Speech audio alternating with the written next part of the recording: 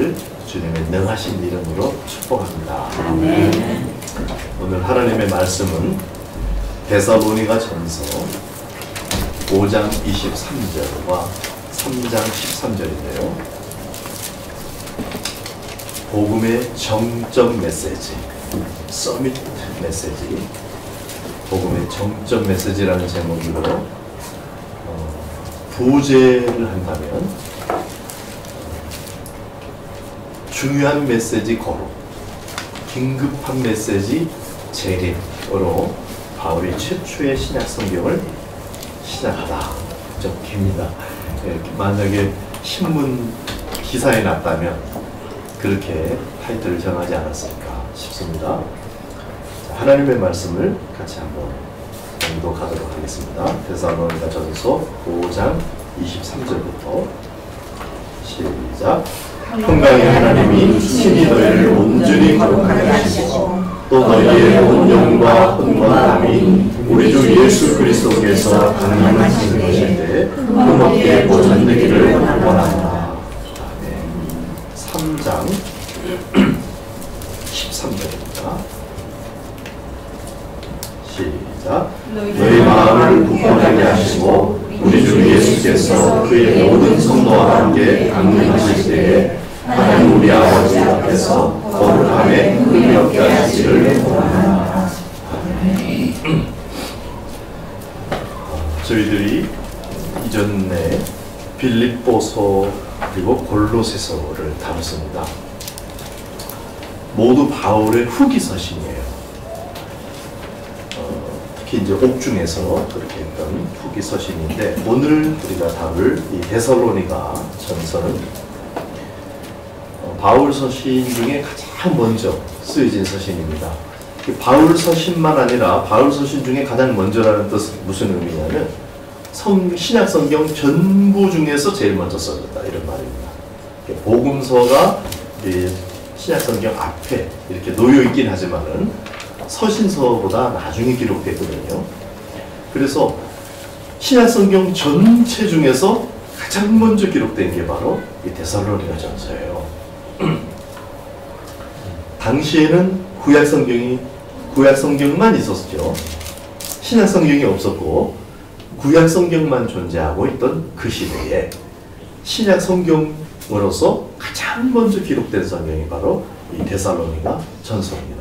그러니까 바울 입장에서 이제 처음 성경이 나오는 거예요. 이게 성경이 되리라 이렇게 생각했는지 그건 알 수 없습니다. 하나님의 영감 중에.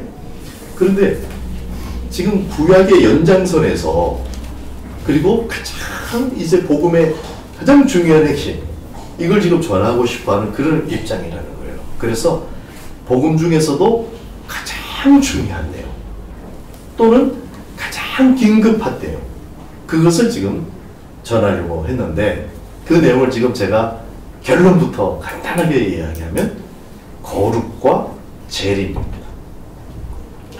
거룩, 재림 이게 바울이 전하고자 하는 어떤 핵심 메시지고 그런데 왜 하필이면은 데살로니가 교회에 첫 서신을 보냈을까 생각해 볼 수 있겠죠. 그냥 갑자기 우연찮게 그런 게 아니고 다 이 맥락이 있습니다. 맥락이 있는데 바울은 순회 사역자였죠. 순회 사역하는 중에 모처럼 한 군데 조금 오래 머물렀던 장소가 있어요. 어느 장소인지 기억하십니까? 네? 어디? 너무 크게 얘기하면 틀린데 너무 크게 얘기하면 또 고린도죠. 물론 에베소에서 조금 한 3개월 이렇게 머물렀습니다. 근데 그 뒤에 고린도 교회에서 1년 반을 목회를 했어요. 그래서 거기서 엄청난 일들이 일어났는데 고린도가 제일 처음으로 길게 모처럼 머문 곳이에요.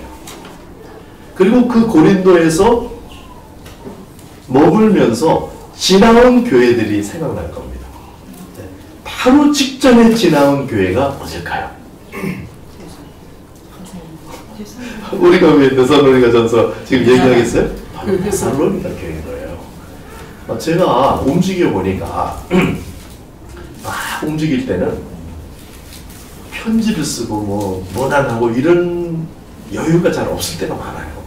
근데 돌아와서 한 집에서 한 주, 두 주, 세 주 이렇게 시간을 보내고 나면 갔다 온 그 교회에 이렇게 한번 다시 문안도 하고 이럴 여유가 생기더라고요. 아마도 그러지 않았을까 싶어요. 근데 바로 직전에 다녀온 교회가 바로 이제 데살로니가 교회입니다. 그래서 제가 순회 사역을 하다 보니까 순회 사역하는 바울의 어떤 심정을 조금 이해할 수 있게 된 것 같아요. 그래서 우리가 이제 잃어버린 유산, 초대교회의 잃어버린 유산 중에 몇 가지를 얘기하는 중에 순회 사역, 이걸 잊어버렸는데 회복했으면 좋겠다. 우리가 이제 그렇게 얘기했죠. 그래서 굉장히 유리한 거더라고요. 제가 청년 시절부터 좀 궁금했던 게 있었어요. 바울의 1차, 2차, 3차 전도 여행 많이 들어보셨죠? 아마 성경을 조금 읽고 공부하신 분들은 다 그걸 들어보셨을 거예요. 그런데 제가 그걸 공부하면서 굉장히 궁금한 게 하나 있었어요. 이걸 왜 알아야 되지? 1차, 3차, 4차 이걸 굉장히 많이 비중 있게, 근데 물론 바울이 이렇게 움직였다 알면 좋죠. 근데 이게 다른 무슨 내용하고 연결되는 거를 저는 잘 모르겠더라고요. 그래서 누구한테 물어봐도 뭐 뚜렷한 그런 대답을 못 얻었고 그랬는데, 제가 순회 사역을 하다 보니까 이게 약간 미스가 있구나. 강조점에 이게 지금 1차, 2차, 3차, 4차를 구별하는 그 딱 지점이 어딘지를 아십니까? 안디옥 교회입니다. 안디옥 교회. 왜 안디옥 교회냐? 바울을 파송한 교회거든요. 그래서 예루살렘 교회는 선교의 중심에 이렇게 전체 목회의 중심이 되는 베드로가 있었고 그런 교회라면, 안디옥 교회는 선교로서 아주 일어나기 시작한 그런 교회예요. 그래서 안디옥 교회에서 바울과 바나바를 파송했기 때문에 우리 지금 사고방식으로 생각할 때 어떤 교회에서 선교사를 파송하면은 그 선교사가 이렇게 움직이고 순회하고 이런 케이스가 잘 없죠. 그러다 보니까 선교사가 본 교회로 돌아오면 이게 1차예요. 그 본 교회 중심으로 생각을 하는 거죠. 안디옥 교회. 근데 바울은 실제로 안디옥 교회는 굉장히 잠깐 들립니다. 거기서 무슨 큰 일을 한 적이 한 번도 없어요. 그냥 안디옥 교회는 자기가 파송된 그런 교회이지만은 여러 교회를 순회하는 적이 들리는 정도로만 나와요. 사도행전을 보면. 근데 우리 학자들이 정리를 할 때 안디옥 교회가 파송교회니까 이걸 중심으로 해서 1차, 2차, 3차 이렇게 분류했던 것 같습니다. 근데 제가 지내보니까 제가 만약에 서울에서 이렇게 중국에 이렇게 쭉 돌다가 서울에 한번 왔다. 1차. 또 서울에 방문했다. 2차. 이러면 제게는 아무 의미가 없어요. 서울에 있는 교회 입장에서는 성유일 목사가 1년에 한 번씩 우리 교회에 다녀간다. 이런 정도 기억나겠죠. 근데 제 입장에서는 그건 별로 의미가 없고, 뭐가 의미가 있냐면 제가 중국에서 몇 년, 태국 방콕에서 몇 년, 제주에서 몇 년, 이게 의미가 있더라고요. 그래서 그 장소마다 연결되는, 제가 중국에 있을 때는 어떤 사역들이 준비되고 어떤 교회와 연결돼서 그때는 내가 어땠고, 태국에서는 어떤 걸 배우고 또 어떤 교제를 했고 이런 거, 제주에 와서는 주님이 나에게 뭐라고 말씀하셨고 막 이런 게 저에게는 생생할 거 아니에요. 그러니까 안디옥 교회 중심으로 생각하면 안 되는 거예요. 제가 그걸 발견했어요. 그럼 어디를 중심으로 생각해야 되느냐? 바울이 제일 많이 머문 장소. 그게 어디냐면 지금 얘기한 에베소, 잠깐 그 3개월도 많은 거거든요. 바울이 많이 지나갔기 때문에. 그 다음에 고린도 1년 반, 에베소 거기는 3년 정도 됩니다.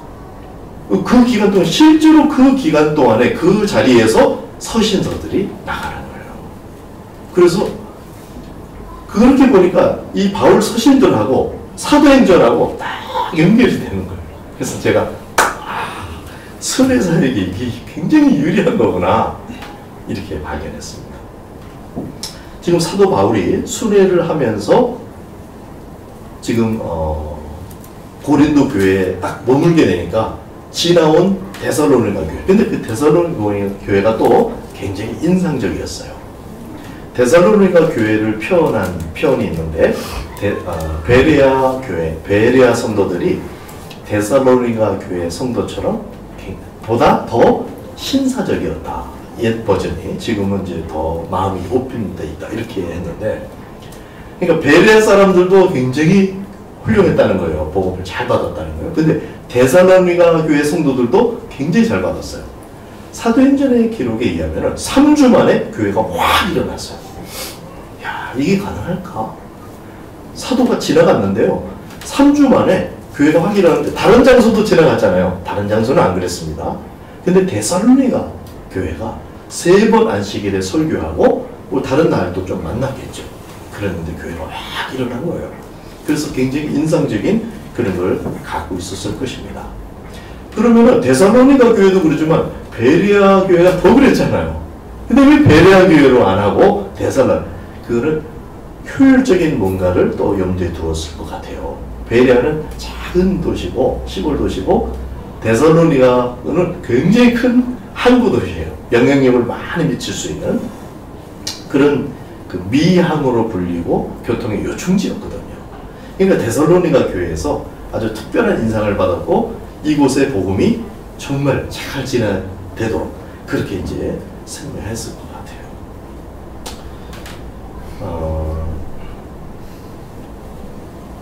성령의 인도를 받는 중에 또 그 내적인 인도도 받는 거죠. 그러면서 이렇게 복음을 이제 전할 기회가 왔는데 여기다가 전부 다 쏟아부을 생각인 거예요. 복음을 찔끔찔끔 이렇게 주는 게 아니고, 왜냐하면 바울이 그렇게 사고를 할 수가 없었어요. 당시에 굉장히 박해와 이런 것이 있었기 때문에 한 번에 다 주려고. 그래서 데살로니가 전서를 읽다 보면은 여러분이 혼자 읽으면 잘 정돈이 안 될 수도 있어요. 제가 어떤 생각을 어떻게 했냐면, 제가 중국에서부터 이제 통본 설교를 하면서 가장 정리가 잘 안 되는 서신이 이 데살로니가 전서였고, 그 다음에 요한 1, 2, 3서였어요. 1서, 요한 1서. 근데 이게 왜 그랬냐면, 내용이 별로 논리적인 어떤 그런 걸 따르고 가지지 않고, 이제 바울의 사고는 논리 사고잖아요. 저도 그런 식으로 익숙해져 있어갖고 다른 서신을 보면 뭐가 이렇게 쫙 꿰져요. 근데 이상하게 데살로니가 전서 안 꿰지는 거예요. 마음은 느껴집니다. 이거 막 뭔가를 부어주려고 그래. 요한일서도 그래요. 했던 말 또 하고 했던 말 또 하고 자꾸 그래요. 그래서 이거 좀 이상하다. 왜 횡설수설하시는 느낌? 그러나 이제 그렇게라기보다는 뭔가 강력한 한 가지를 이렇게 부어주죠. 근데 데살로니가 전서가 왜 그랬나를 나중에 알게 된 거죠. 데살로니가 전서는 바울이 천천히 쭉 풀어주려는 이런 서신이 아니고 한꺼번에 확 부어주려는 그런 서신이에요. 그리고 나서 뭐가 이게 현상이 보니까 고린도 교회에서 일어나는 현상, 갈라디아에서 일어나는 현상 이런 것들을 보니까 이거 설명이 필요하고, 그래서 풀어서 설명하기 시작하는데 그 다음 서신이 갈라디아 서신이에요. 설명을 시작하는 거예요. 근데 데살로니가 전서는 설명이라기보다는 가장 중요한, 가장 정점의 그 메시지를 전해주고자 하는 그런 심정이 여기 가득하다 하는 것을 먼저 이해하고 예선을 읽었으면 좋겠어요. 저는 왜 지금 데살로니가 전서를 강의하게 됐을까? 그 후기 서신들을 제가 하고 있었거든요. 근데 갑자기 청기 서신으로 넘어갔어요. 사실 제가 골로새서를 마치고 나서 아가서를 강의하고 싶었어요. 아가서. 어떤 마음이냐면 일단 뭔가 이렇게 메시지를 받기 전에 주님과의 어떤 마음이 참 준비됐으면 좋겠다. 그것을 도울 수 있지 않을까? 아가서를 전하는 동안 그런 생각을 들어서 아가서를 하려고 했어요. 그랬다가 아니야, 갑자기 또 아가서는 맥락이 너무 없게 어리둥절할 수도 있고, 이 서신서들을 연결해주는 그 바탕이 되는 사도행전을 할까. 그리고 지금 체험적 성령 충만에 대해서 제가 잃어버린 유산에 대해서 얘기하다 보니까 사도행전에 그것을 우리가 볼 수 있습니다. 사도행전을 할까? 이렇게 또 고민을 했거든요. 또 하나 있었는데, 조직신학 설교를 해야 합니다. 조직신학이 딱딱하다고 느끼지만, 제가 중국에서 살려주는 조직신학이라는 책을 만든 적이 있다고 그랬죠.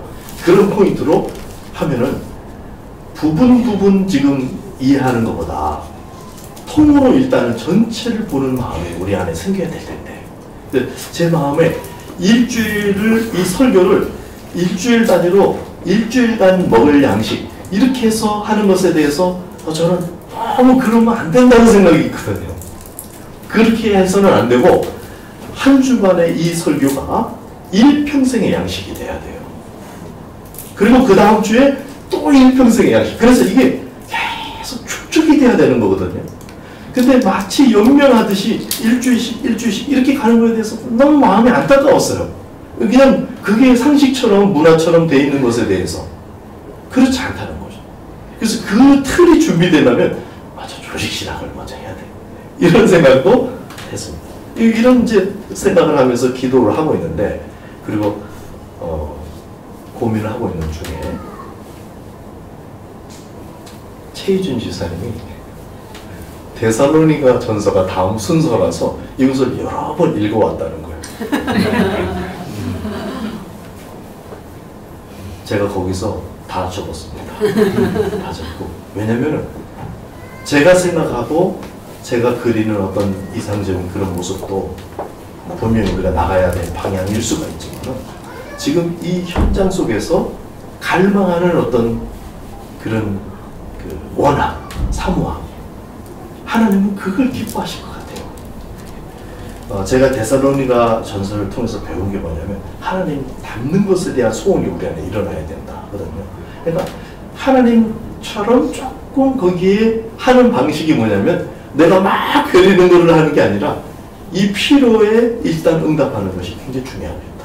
이런 생각이 돼서 한 번에 싹 치우고, 내 마음도 아주 시원해졌습니다. 데살로니가 전서를 간다. 이렇게 지난주에 마음이 정해졌던 겁니다. 그래서 지금 데살로니가 전서, 바울이 갑자기 데살로니가 전서를 그렇게 한 게 아니고 맥락이 있듯이 저희들도 지금 맥락을 가지고 하게 된 거예요. 그런데 그 다른 점이 뭐냐면, 후기 서신을 하다가 지금 가장 전기, 신약성경 전체 중에 가장 처음의 서신을 우리가 다루고 있다. 그러니까 굉장히 귀 기울여서 들어야 할 만한 내용이 함축되어 있을 거다 하는 것을 미리 예측해 볼 수가 있습니다. 과연 살펴보니까 본질적으로 가장 중요한 메시지들이 들어있는데, 바울은 구약학자였어요. 그래서 구약에 대해서 정통한 상태에서 메시아를 만나고 나니까 뭐가 이게 다시 보인 거예요. 그런 상태에서 이제 구약이 있는데, 그 구약 성경의 연장선에 있어야 되는 거예요, 바울의 메시지가. 그리고 사람들이 지금 우선은 유대인들입니다. 복음을 받는 사람들이.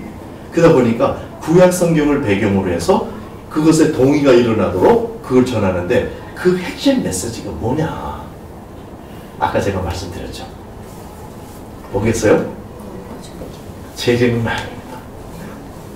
거룩인 거죠. 그 당시 구약을, 재림이라는 거는 메시아의 도래라서 그것도 사실 포함이 될 수가 있긴 있어요. 근데 지금 바울이 전하려는 재림과 유대인들이 생각하는 그 초림 있죠, 말하는 우리가 생각하는 그게 조금 차이가 있었기 때문에 그거는 일단 젖혀두더라도 동의가 일어나고 같이 공유할 수 있는 게 바로 이 거룩이라는 주제입니다. 그러니까 거룩이 가장 중요한 주제였던 거죠. 성경 전체에서 이렇게 말할 수 있는 거죠. 제가 대학 때 CCC 부총재였던, 지금은 그분이 총재가 됐습니다. CCC 설립자였던 빌크브라이트 목사님이 소천하시고 이제 부총재였던 스티븐 더글라스라는 사람이 지금 이제 총재인데, 그분이 쓴 책을 제가 영문으로 돼 있어요.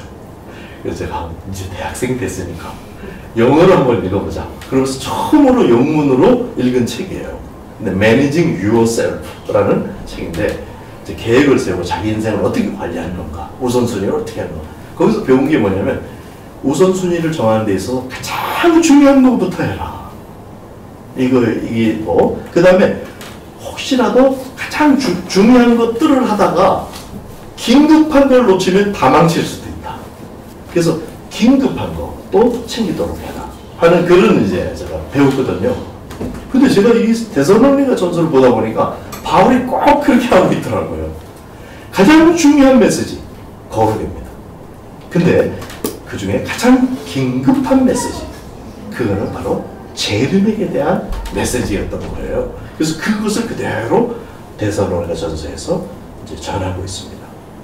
그래서 거룩에 대해서 바울이 이제 핵심적으로 얘기하고 있다 하는 것은 다른 말로 하면 구약성경 전체의 핵심 메시지가 거룩이다. 이런 것을 방증하는 것이다. 이렇게 이해해도 좋아요.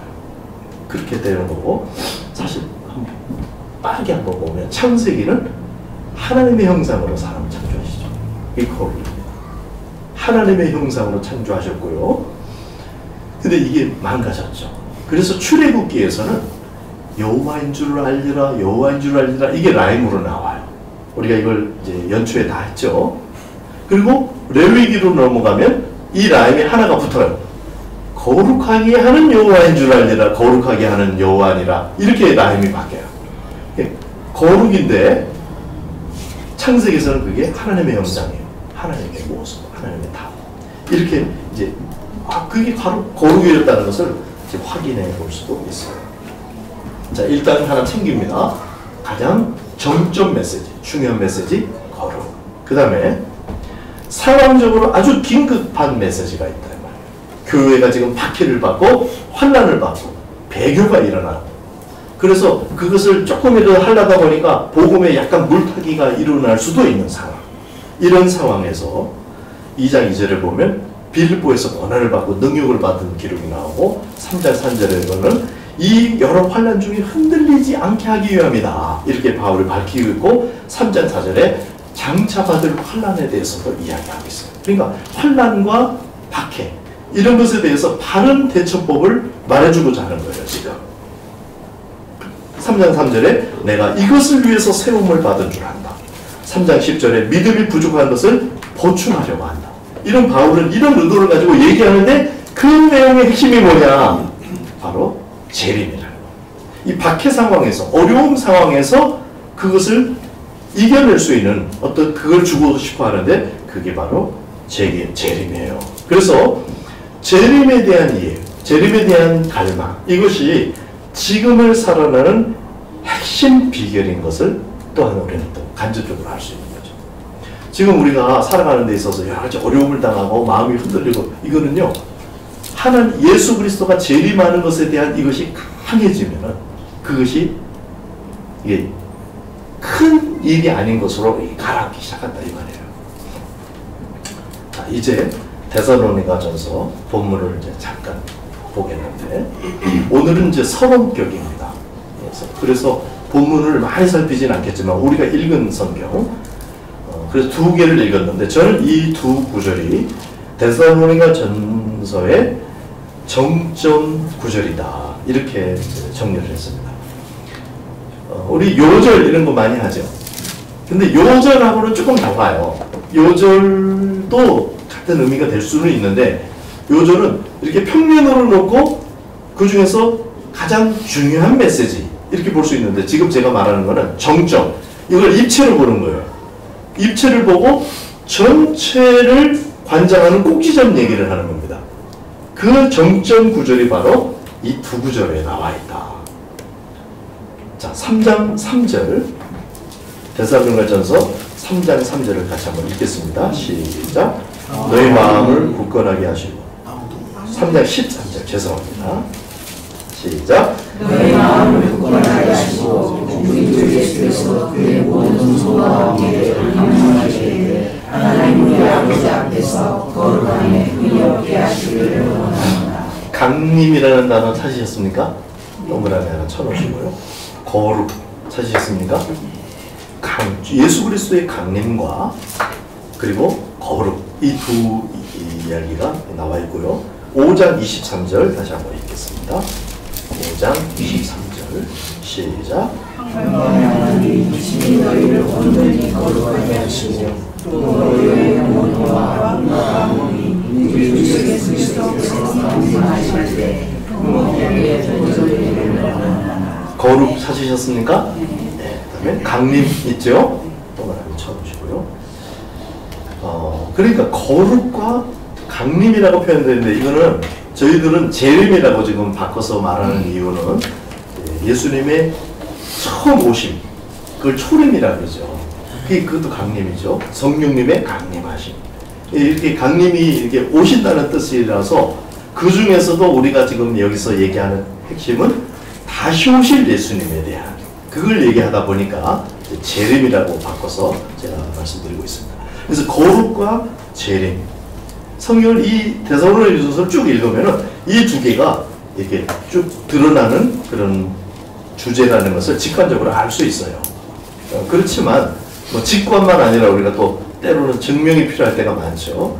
제가 그냥 빨리 읽어드리면은 1장 10절에 강림이라는 단어가 나옵니다. 빨리 한번 찾아보시겠어요? 2장 10절에 거룩, 2장 19절에 강림, 3장 13절 오늘 읽었죠? 거룩과 강림, 4장 3절 거룩, 4장 16절 강림, 5장 23절 방금 읽은 거룩과 강림. 계속해서 장마가 계속 이야기를 반복하고 있는 거예요. 그러니까 다른 서신에서는 이렇게 하지 않습니다. 바울이 처음에 딱 뭐가 나오고요, 그걸 쫙 풀어가요. 근데 이 서신만큼은 그렇지 않고 꼭대기에서부터 계속 보셔요. 계속. 그게 뭐냐면 거룩과 강림이라는 주제인데, 자 이제 여러분 거룩과 이 재림이라는 주제가 얼마나 중요한 정점 사상이라는 것을 알겠죠? 그런 상태에서 그럼 거룩이 어떤 의미인가 하는 겁니다. 거룩이라는 게 뭔가 우리가 너무 많이 쓰고 있죠. 성결하고 뭐가 다른가요? 여러분이 갖고 있는 거룩의 개념은 어때요? 성결하고 유사합니까? 조금 다릅니까? 성결 그러면 깨끗함이라는 그런 개념이죠. 보통 동일하게 이렇게 이해하고 있는 듯 합니다. 근데 다른 거예요. 성결하고는 거룩하고는 다른 거예요. 성결은 거룩의 부분적인 개념입니다. 거룩이 임함으로써 성결해지기도 하고 성결한 곳에 거룩이 임하기도 하고 그런 거예요. 그래서 그거는 거룩의 굉장히 부분적이고 일차적인 그런 개념이죠. 그런데 거룩은 다른 개념이에요. 개혁주의 신학자들은 이 거룩을 하나님의 속성을 나누는데, 조직신학에서 분류하는 데 있어서 공유적 속성이라는 곳에 이제 거룩을 넣어놨어요. 예를 들면 이런 겁니다. 하나님이 우리가 하나님하고 좀 비슷하게 창조됐다. 그래서 하나님은 우리랑 공유하시려는 그런 속성이 있고 우리랑은 전혀 공유될 수 없는 속성이 있다. 그 비공유적 속성이에요. 예를 들면 전능하시다. 우리 전능한 거 주님하고 우리하고 완전히 다르죠, 그거는. 그래서 이거는 비공유적 속성이에요. 전지, 전능 이런 거. 근데 거룩, 의, 선, 진실, 사랑 뭐 이런 거는 공유적 속성이에요. 우리랑 공유하기를 원래부터 생각하시고 하셨다는 거예요. 근데 이 거룩이 그 안에 들어있단 말이에요. 개혁주의 신학자들이 그렇게 넣었어요. 왜 그러느냐? 내가 거룩하니 너희도 거룩하라 이렇게 말씀하셨으니까요. 그러니까 분명히 이건 공유적 속성이다. 그래서 이제 우리 서양의 신학자들이 쫙 펼쳐서 이렇게 나열을 해놨는데, 그래서 제가 중국에서 성경을 읽고 기도를 하고 하는 중에 이 거룩이 크게 이렇게 보이더라고요. 통독을 많이 하고 이렇게 하면서 거룩이 다른 단어하고 달리 유독 더 돋보이는 단어였어요. 근데 거룩이라는 뜻이 사전적인 뜻을 찾아보니까 여러분들도 거의 아시죠? 거룩이 사전적인 뜻은 어떤 의미인지를 알고 계십니까? 그 이미지로서 거룩 그러면 성결로 이렇게 가는 듯 하고요. 사전적인 뜻 그러면 거의 다 상식적으로 많이 말하고 있는데 구별된다, 다르다 뭐 그런 뜻이잖아요. 연결이 됩니까? 그냥 깨끗하게 구별한다 이렇게 이제 되겠죠. 그러면 근데 자, 하나님에 대해서 하나님은 어떤 분인가? 우리가 설명을 할 때 여러분 하나님은 어떤 분이세요? 여러분이 한번 말할 수 있는 단어를 한번 말씀해 주시겠어요? 일단 전능하시고 전지하시고 또 뭐 있죠? 거룩하시고 또 네? 사랑 의로우시고 선하시고 주밀하시고 우리 아주 세밀하셔요. 광대하시고 하나님을 쭉 나열할 수가 있습니다. 근데 이 단어마다 굉장히 귀한 단어이긴 한데 하나님이 그 안에 안 들어갑니다. 모자라요. 어떤 단어도 하나님을 다 담을 수 있는 단어가 없어요. 근데 어떤 히브리 사람이 이렇게 말한 거예요. 하나님은 달라. 모든 피조물하고 달라. 구별돼.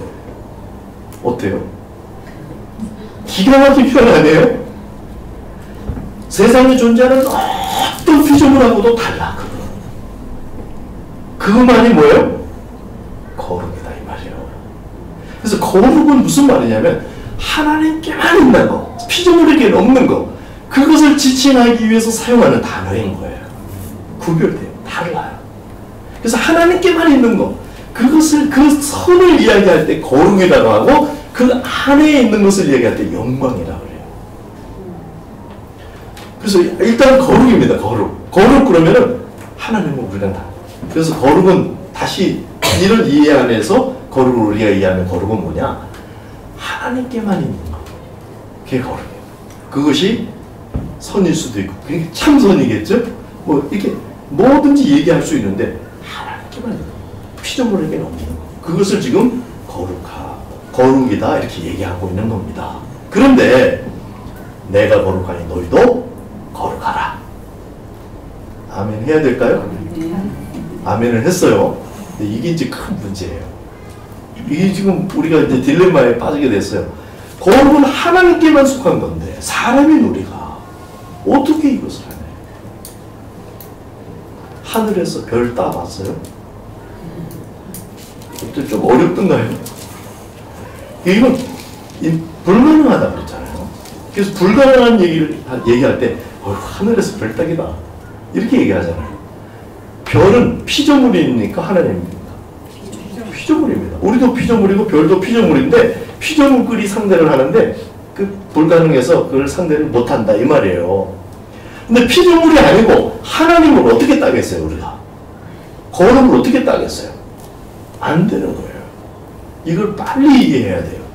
내가 거룩하니 너희도 거룩하라. 물론 아멘을 하도록 돼 있는데 내가 이제 한번 거룩해봐야지. 이거는 완전히 내가 하늘의 별을 따봐야지. 이거랑 똑같아요. 그것보다 더 심한 거죠. 교만이고 무식이고 그런 거죠. 사람은 거룩을 흉내조차 낼 수 없는 그런 존재라는 거죠. 그래서 거룩은 누가 할 수 있느냐? 하나님만 하십니다. 이럴 때 아멘을 해야 돼요. 내가 거룩하니 너희도 거룩하라. 이럴 때 아멘도 중요하지만은 하나님만이 거룩을 이룰 수 있습니다. 이 말에 아멘 하셔야 돼요. 하나님만이 그 거룩을 이룰 수 있으셔서 우리 안에 거룩을 어떻게 이루시냐 그럼? 어떻게 하셔야 될까요? 하나님께서 우리 밖에서 우리 안에 거룩을 이루시기도 할 수 있는 분이시지만은 하나님께서 우리 안에 와버리시는 거예요. 그걸 임마누엘이라. 하나님이 우리 안에 오셔서 우리 안에서 하나님이 스스로 거룩을 이루시겠다는 거예요. 우리가 아멘 하면은.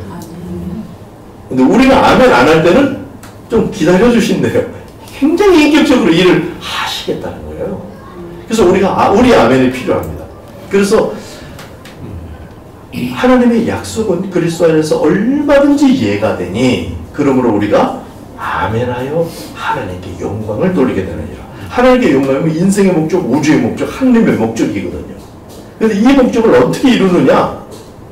아멘하여 이룬다는 거예요. 그러니까 우리의 아멘이 얼마나 중요하겠어요. 우리의 믿음이. 물론 입으로, 몸으로, 생명으로 아멘을 얘기하는 거예요. 그냥 입술로만 이게 아니라. 그래서 우리의 믿음을 통해서, 우리의 반응을 통해서 하나님께서 하나님만이 하실 수 있는 거룩을 우리 안에 이루시겠다 합니다. 그러니까 내가 펄펄 살아갖고는 이걸 못 해주죠. 내가 선하게 한번 해보겠다. 하늘에 내가 별을 한번 따보겠다. 이 결심인 거죠. 나는 안 된다는 것을 뼈저리게 알아야 돼요. 그리고 오직 하나님만이 내 안에서 하실 수가 있다. 그래서 자꾸 그분에게 주인의 자리를 넘겨드리는 것으로만 거룩이 가능하다 하는 겁니다. 그래서 주님이 나는 여호와다 이렇게 출애굽기에 말씀하셨다가 계시록에는 계시록이 아니라 레위기에서는 나는 너희를 거룩하게 하는 여호와다. 여호와라는 말이 아주 신비로운 단어라 그랬죠. 그게 여호수아 야훼를 쭉 연결해서 예수. 예수님의 이름을 임마누엘이라 그러는데 이름을 예수라고 붙였어요. 이름 잘못 붙인 게 아니고 그 개념이 임마누엘이다. 하나님이 함께. 다시 말하면 여호와로 돌아가서 그 여호와라는 의미 속에도 하나님이 함께 하신다는 그걸 넣고 계속 그걸 말씀하시는 거예요. 내가 너희와 함께 하기를 원한다. 함께 하는데 심부름 하려고 함께 하는 건 아니에요. 그래서 우리는 자꾸 심부름을 시키려고 그러죠. 그래도 말은 존댓말로 하니까 다행이에요. 이것도 해주세요. 저것도 해주세요. 맞아요. 그 해주시기를 원하세요. 그러면 그거 하러 오신 게 아니고 뭘 하러 오셨다고요? 우리 안에 거룩을 이루신. 이 거룩은 뭐예요? 성결? 그게 아니라 그랬죠? 성결도 포함되는 거지만 하나님 자신 안에 있는 거. 와우. 이게 말도 표현이 안 되는 거예요.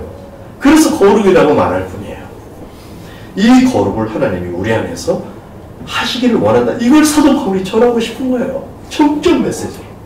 이 거룩을 여러분 하나님이 주시기를 원하고 여러분 이걸 받아야 됩니다. 아멘. 그래서 거룩한 성품, 거룩한 사역, 거룩한 능력. 제가 이렇게 쪼개보니까 우리가 통합적으로도 이해하지만 분석 가능한 통합적 이해가 중요해요.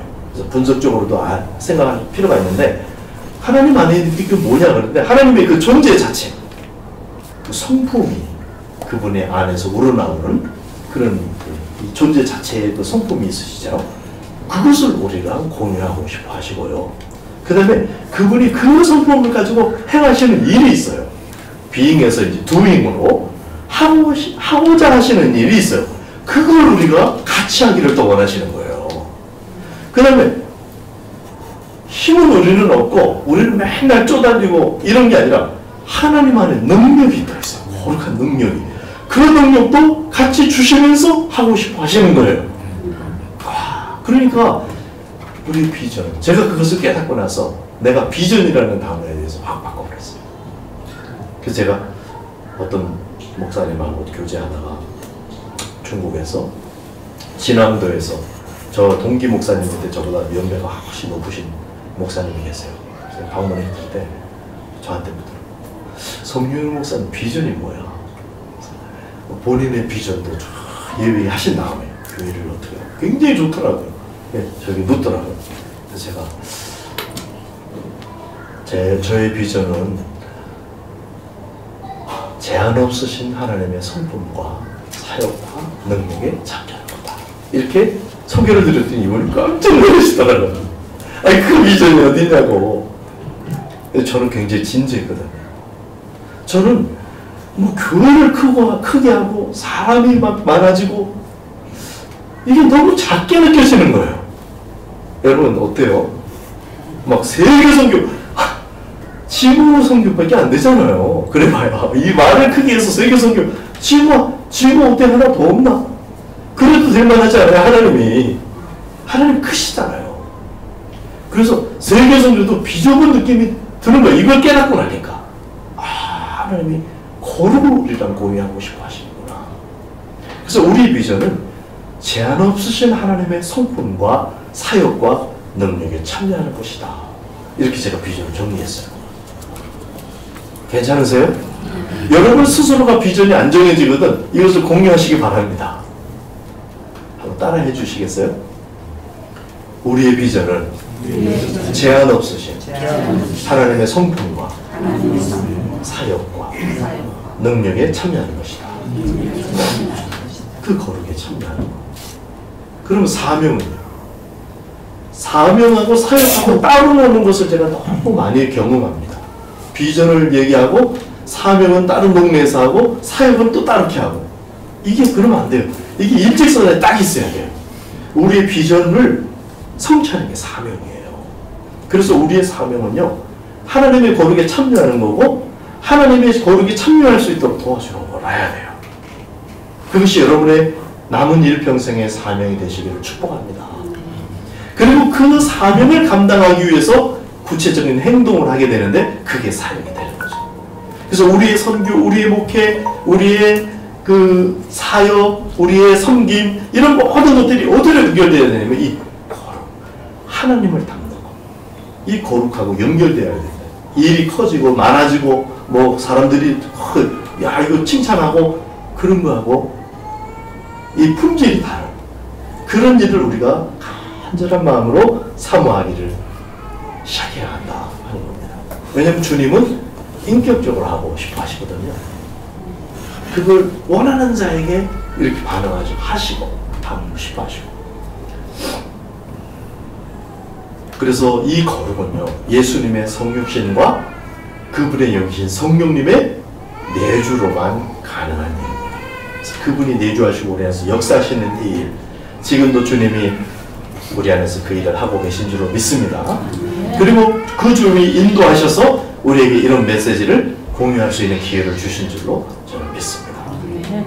두 번째 주제인 재림으로 넘어가는데, 재림이라는 건 뭐냐? 역사의 마지막 날에 예수님이 다시 오시는 거죠. 근데 종점 메시지라고 제가 정점 메시지라고 그랬는데 좀 더 사실 구체적으로 얘기하면 종점 메시지라고 할 수 있겠죠. 최종적인 엔드 타임, 끝에 대한 거기에 대한 메시지인데 종말론이라고도 하고. 그래서 이 종말은 역사적인 종말론과 개인적인 종말론이 있는 거예요. 그러니까 우리가 아직 살아있는 중에 예수님이 다시 오시면은 우리가 역사적으로 종말을 맞는 거죠. 근데 예수님이 오시기 전에 내가 먼저 갈 수가 있죠. 그러면 개인적인 종말을 맞게 되는 거죠. 그래서 예수님의 재림을 예수님이 꼭 안 와도 내가 가서 예수님을 뵙게 되는 그 시점까지를 포함해서 생각할 필요가 있어요. 우리 시대에는 재림이 없을 거야. 아이고 아직도 괜찮아. 그게 잘못된 사고다 이 말이에요. 내가 간다는 거. 내가 가서 우리 역사적인 종말이 없어도 예수님을 이제 만나게 되죠. 이 주님과의 만남이 어떻게 보면 재림은 그것에 대한 이게 굉장히 중요한 메시지라는 거죠. 기독교 신앙 전체에 정점이 될 만한 그런 메시지다. 여러분 예수님 오셨으면 좋겠죠? 오늘 저녁에 오시면 어떠세요? 와, 주 예수여 오시옵소서. 이렇게 할 수 있는 것이 정상이다. 그러니까 우리가 약간 비정상이 있다면 이걸 수정해 나가야 돼요. 그걸 하나님 깨닫게 해주시는 거니까요. 그렇게 해나가면 됩니다. 그래서 만약에 오늘 주님이 오셔서 우리가 그렇게 된다. 그렇지 않고 내가 오늘 저녁에 가게 된다. 무슨 일이 생겨서 내가 오늘 저녁에 간다. 안녕히 가시기 바랍니다. 이때도 아멘 해야 돼. 정말 그것이 물론 여러 가지 거기에는 우여곡절이 있고 우리의 관계가 있고 또 남은 정이 있고 뭐 그런 게 있죠. 그러나 그것보다 가장 큰 그 일이 뭐냐면 예수님과 우리와의 대면하는 만남이다. 우리 천국 가서 맨날 예배만 드린다. 주님하고 이제 가까이 갔는데 만약에 여기서 그 기쁨에 대해서 모르면 천국에서 엄청 지루하지 않을까요? 뭔가 오해하고 있는 거예요. 천국 가면은 그 다음에 내가 천당에서 막 좋은 게 있을 거야. 물론 그렇겠죠. 물론 그렇겠죠. 근데 그 중에서 가장 큰 기쁨은 뭐냐면 예수님을 대면하는 기쁨이거든요. 근데 예수님의 매력을 잘 모르고 예수님과의 로맨스가 없는 상태에서는 천국을 원한다. 그게 무슨 말이냐면은 난 좋은 곳에 가고 싶다. 이게 불교적인 그런 생각하고 다를 바가 없는 거예요. 그래서 재림이라는 게 그 신앙의 척도가 되기도 하고 아주 중요하고 정말 예수님이 오심을 나는 원하고 있는가. 그것도 빨리 오시는 걸 원하고 있는가. 내가 지금 한 1년만 더 주세요. 그것도 참 훌륭하죠. 1년밖에 안 원하는 거. 1년 동안 정리할 기회를 주세요. 정리하세요. 만약에 주어진다면. 근데 우리가 언제든지 준비되어 있다. 주님은 어떤 큰 열매와 이런 걸 원하시는 게 아니고 뭘 원하신다고요? 거룩. 우리 안에 거룩.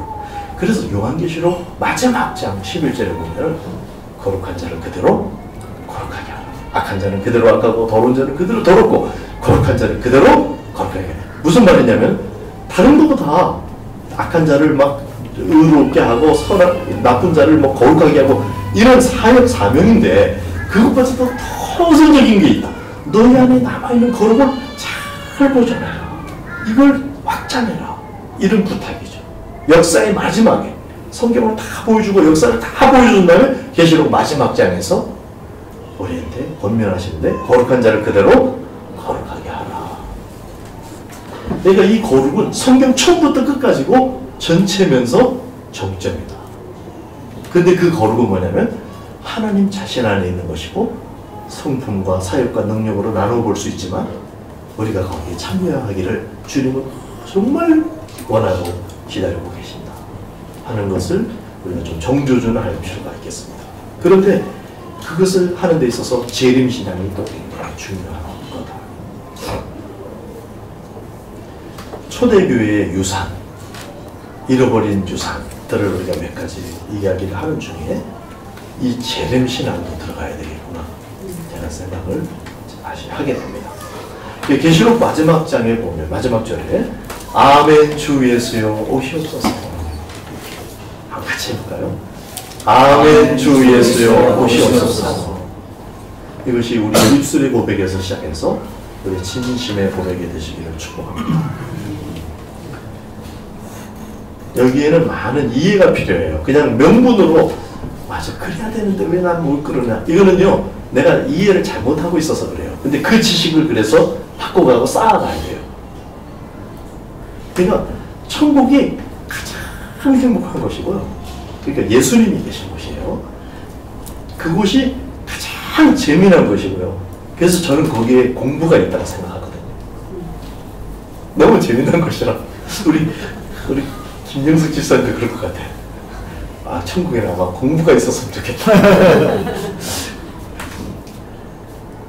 저는 정말 이렇게 뭔가를 알아가고 그래서 그런 걸 하나님이 또 두시지 않았을까 이런 기대를 해요. 그 다음에 날라야 돼 저는. 알고 싶거든요. 그래서 제가 그 예루살렘 성, 새 예루살렘 성 그 꼭대기 펜트하우스 예약을 하고 싶어요. 거기 꼭대기까지 엘리베이터 전기나 이런 거로 올라갈지 저는 그냥 말씀을 기대 양락해가지고 그랬으면 좋겠다. 이런 이제 어린애 같은 로망을 갖고 있습니다. 천국은요 정말 기대할 만한 곳이라는 거. 여러분이 갖고 있는 좋은 거죠. 그보다 더 좋은 것이고 여러분이 아주 안 좋아하는 것 그것을 반대가 있는 것이다. 이렇게만 생각해도 그래서 천국은 당장 가도 좋은 것이다. 이것을 믿으시기 바랍니다. 그래서 오늘 저녁에 부르시면 아멘하고 가시기 바랍니다. 뭐 히스기야처럼 15년만 그러다가 문하세를 낳는 거예요. 문하세를 낳는 바람에 그 문하세가 50년간 왕위를 가지고 얼마나 나쁜 짓을 하게 됩니까? 히스기야도 훌륭하면 훌륭한데 그분에서 우리보다 불리한 거죠. 우리는 다 읽었어요 이거를. 히스기야보다 유리합니다. 그래서 그런 유산을 우리가 갖고 있는데 그 다음에 요한일서 3장 3절에 보면은 주를 향하여 이 소망을 가진 자마다 예수님을 대면하는 이야기인데 이 소망을 가진 자마다 그의 깨끗하심과 같이 자기를 깨끗하게 하느니라. 그러니까 이 소망이 분명한 사람이라야 성결을 제대로 원한다. 자, 근데 이 성결에 있어서요 나 혼자 성결한 것도 중요하지만은 우리는 한 몸이에요. 특별히 이제 그리스도의 신부의 영성에서 보면은 이게 하나로 보는 게 중요하거든요. 교회 전체가 그리스도의 신부니까. 그래서 우리와의 관계도 교회의 순결성하고 관계가 있습니다. 우리 개인이 죄를 짓냐 안 짓냐 이것도 중요하지만은 우리 관계가 어떻게 되느냐 이게 교회의 순결성하고 관계가 있다고요. 아들의 영성에서는 그게 잘 안 보이는데 그리스도의 신부로서 우리의 모습을 보면 그게 너무나 중요한 이슈예요. 우리가 그래서 화해하고 용서하고 하나가 되고 이게 굉장히 중요한 이유가 그런 하나님의 관점에 또 있다는 거죠. 그래서 이 소망을 가지자마자 그의 깨끗하심 같이 자기를 깨끗하게 하는 예수님의 재림을 생각하는 사람들은 관계가 이 화해를 일어나는 것에 대해서도 굉장히 중요한 무게를 갖게 되는 거예요. 저절로. 그래서 재림에 대한 소망, 예수님을 만나보고자 하는 그 소망이 중요한 거예요. 손양원 목사님이 노랫말을 지었는데 제가 이 음을 기억해 볼래도 생각이 안 나요. 누가 딱 시작하면 바로 생각날 것 같은데 옛날 주에다가 붙여서 하셨는데 멀리 구름을 바라보면 구름 한 조각만 떠도 예수님이 다시 오시는 구름인가 싶어 가슴이 설렌대요. 손양원 목사님의 이게 자작 이거든요. 손양원 목사님의 사랑의 원자탄 이런 게 이제 거기서 나왔는데 이번에 사랑이라는 게 주님에 대한 그 소망, 재림 여기서 나왔다 하는 생각이 들더라고요. 그리고 아들 둘이 죽었는데 내가 미국 보내는 것도 정말 좋은 일인데 천국에 동시에 두 아들을 보냈으니 이렇게 하고 감사를 했던 게 그냥 교리적으로 한번 이렇게 해보는 게 아니에요. 실제로 그거는 그렇게 믿는 것입니다. 그렇게 알고 있는 것입니다. 그런 것이 우리 또 성경에 에녹과 무두셀라가 부자지간인 거 아시죠? 무두셀라는 최장수하신 분, 인류 중에 969세 맞나요? 969세요? 맞죠? 네. 메투셀라 효료는 그런데 이 이름의 뜻이 그 1차적인 뜻 여러 가지 뜻이 들어있어요 그 안에. 근데 쏟아진다, 던진다, 부어진다 뭐 이런 의미가 들어있어요. 자, 에녹이 정말 특별한 사람이죠. 어떻게 특별하냐? 죽음을 보지 않고 들림을 받았어요. 근데 이분이 어떻게 그렇게 되느냐? 성경의 기록에는 65세에 무두셀라를 낳고 그리고 300년간 주님과 동행했다. 그 300년이 굉장히 중요했던 거예요. 그 시점에 누가 있어요? 아들 무두셀라의 출생이 있는 겁니다. 이 그룹을 누가 지었을까요? 아버지가 지었겠죠. 아버지는 에녹이에요. 에녹이 왜 무두셀라를 지었을까? 일단 거기에 힌트가 있고 무두셀라가 969세를 살았는데 그 무두셀라가 죽는 해가 어떤 해냐면 노아의 홍수가 터진 해예요. 그러니까 노아가 갑자기 왜 하나님과 진지한 동행을 할 수 있었을까? 노아는 뭔가 하나님으로부터 소식을 받은 거죠. 노아가 아니고 에녹입니다. 죄송합니다. 에녹은 뭔가 소식을 받은 거죠.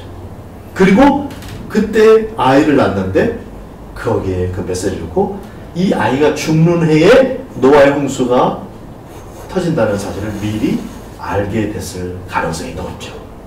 그래서 이 아이가 죽으면 세상이 종말인 거예요. 그래서 이 아이가 죽나 안 죽나 이렇게 재림에 항상 깨있는 안전장치가 집안에 들어있었던 거예요. 그래서 이 아이가 죽고 살고가 한 아이의 죽고 내 아들이 죽고 살고 이런 정도를 떠나서 전 인류의 그 종말하고 연결되어 있다고 생각할 때 애가 조금만 집에서 뭐 늦게 들어와도 막 그것에 대해서 그러니까 종말 의식이 가득한 거죠. 자, 종말 의식이 가득한 사람, 내가 이 한 달 후에 이제 죽는다 이렇게 생각하는 사람들은 자기 신변을 정리하잖아요. 그리고 화해할 수 있는 화해하고 뭐 이렇게 다 이렇게 하잖아요. 그런 것처럼 에녹은 순간순간 그게 언제인지는 모르는 거예요. 근데 왜 또 무두셀라가 왜 최장수인가? 하나님은 그걸 늦춰주신 것 같아요. 어느 시점에서 계속. 왜냐하면 베드로의 이해와 동일합니다. 우리는 세계 선교를 빨리 해갖고 예수님 재림을 앞당기자. 좀 그 마음은 알겠는데 조금 하나님의 심정을 못 헤아리는 거예요. 하나님은요 자꾸 늦추고 싶어 하세요. 이유는 악이 팽팽하게 그게 아니고 한 사람이라도 더 회개하고 돌아올 수 있도록 하시기 위해서. 마치 그런 것처럼 무두셀라가 수명이 길어진 이유는 이 사람이 장수하려고 건강하고 그래서가 아니라 주님께서 노아의 홍수의 기간 그걸 자꾸 늦추셨던 것이 아닐까? 그래서 무두셀라의 죽음과 그게 연결되어 있기 때문에 무두셀라는 자기도 뭣도 모르고 최장수자가 된 거예요. 저는 그렇게 이해를 합니다. 우리 선진들, 재림, 종말 이런 것을 생각하고 있는 사람들은 삶이 달랐어요. 그래서 우리가 건강한 재림신앙을 가져야 됩니다. 시한부 종말론 이런 거하고 완전히 다른 겁니다. 그래서 재림을 계시록도 사람들이 좋아하는 분들이 계세요. 그 계시록을 좋아하는 것도 재림 소망으로서 좋아하는 거. 이게 중요하겠죠. 예수님이 다시 오시고 내가 언젠가 주님과 대면해서 만나게 돼요. 그런 선배들이 길선조 목사님, 손양원 목사님, 박윤선 목사님 이런 분들이 저 있습니다. 한 역사의 획을 걷던 그런 어른들을 다 계시록을 좋아하고 그렇게 해서. 자, 마지막으로 이 거룩은 하나님께 속한 건데 바울에게 성취가 됩니다. 이 부분에 대해서 이제 다음 주부터 어떻게 바울 안에 그리고 우리 안에 이게 성취가 돼가는 것에 대해서 나눌 텐데 우선 한 구절만 딱 보겠습니다. 데살로니가전서 2장 10절입니다.